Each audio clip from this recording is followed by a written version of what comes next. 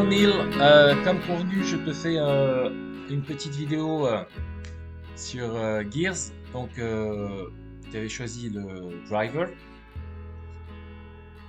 Donc là, on était de face, maintenant on est de profil.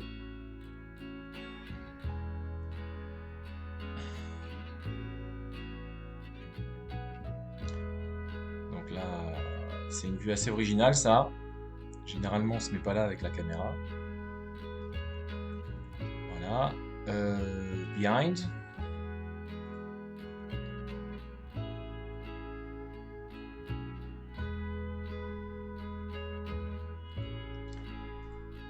Above.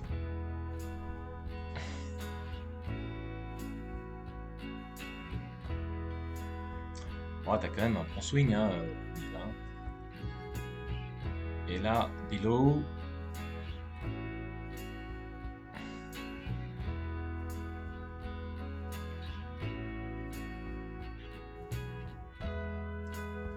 Regarde, je vais te mettre en vitesse réelle.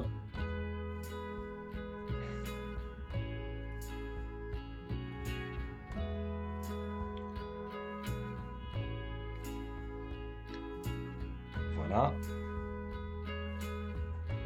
Voilà, ça c'était ton drive le plus rapide là. Au début, quand on s'est vu là, tu étais à 100 miles. Et là, voilà, en vitesse réelle.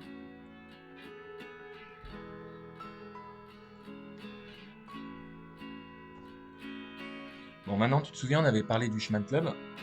Alors, regarde bien en visuel. Donc, tu vois ton club qui part très à l'extérieur. Oui, non, pardon, à l'intérieur. Et tu reviens très à l'extérieur. Tu vois, cette marge-là, je te remontre. Très à l'intérieur et tu reviens très à l'extérieur. Alors tu te souviens, on avait regardé Dustin Johnson. Donc regarde, lui il part à l'extérieur et il revient à l'intérieur. D'accord?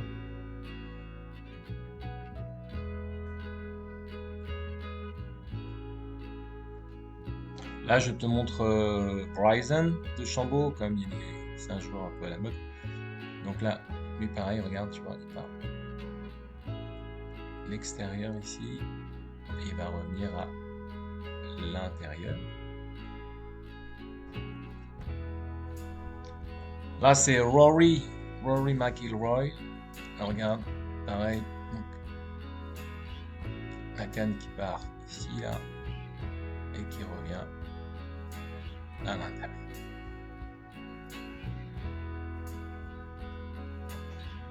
Alors, plus un hold swing, hold main, donc Greg Norman, c'était pour te montrer aussi qu'il y en a certains, on a l'impression qu'ils prennent exactement la même ligne. Voilà. D'accord? Bon, mais sinon, tu verras vraiment personne avoir ce genre d'écart avec la boucle inversée. Alors s'il y a un écart, elle se fait dans l'autre sens. C'est-à-dire que le club à la montée est plutôt ici et à la descente plutôt ici. Donc, je crois que là, tu as compris un petit peu le diagnostic et qui fait que, si tu veux, le problème c'est que si c'était juste un effet de style, à la limite on s'en ficherait un peu. Mais le problème c'est que là, tu vois, tu as un espace qui fait que si tu accélères vraiment et que tu te lâches, on voit bien que la balle va partir à gauche si tu veux. T'as pas assez d'espace pour accélérer avant la balle. En fait, tu es obligé d'accélérer dans la balle.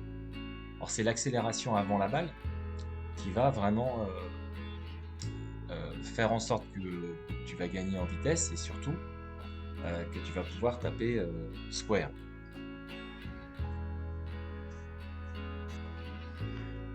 Alors, donc, ce dont on a travaillé en fait, c'est d'aller chercher la gravité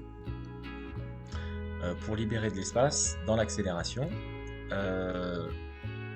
Donc là, donc j'ai remis, excuse-moi, je te compare peut-être à un monstre physique, mais l'idée c'est de voir un petit peu comment il procède. Alors, ce que j'aimerais que tu regardes, c'est comment fonctionnent les épaules. Alors, c'est une conséquence, hein. Je ne dis pas qu'il faut travailler avec les épaules, mais donc à l'adresse, vous avez les épaules qui sont parallèles. Toi, tu vas basculer complètement là, mais c'est surtout dans la descente. Tu vois, on voit bien que il pousse, il pousse vers le sol parce que tu vois, il bascule complètement. Et alors, il y a deux conséquences. Il y en a une de face. On voit, tu vois, le bleu, le trait bleu est beaucoup plus vertical. Et puis, alors, regarde, de profil. Là, on voit... Alors, attends, je vais te mettre direct Tu vois, on voit que ses épaules ont beaucoup moins... Excuse-moi. Voilà. On voit, si tu veux, que ton épaule, en fait, elle bascule moins, elle est plus horizontale, et elle a beaucoup plus tourné. C'est ce qu'on appelle, tu sais, le fameux X-Factor. C'est le différentiel entre donc les hanches et les épaules.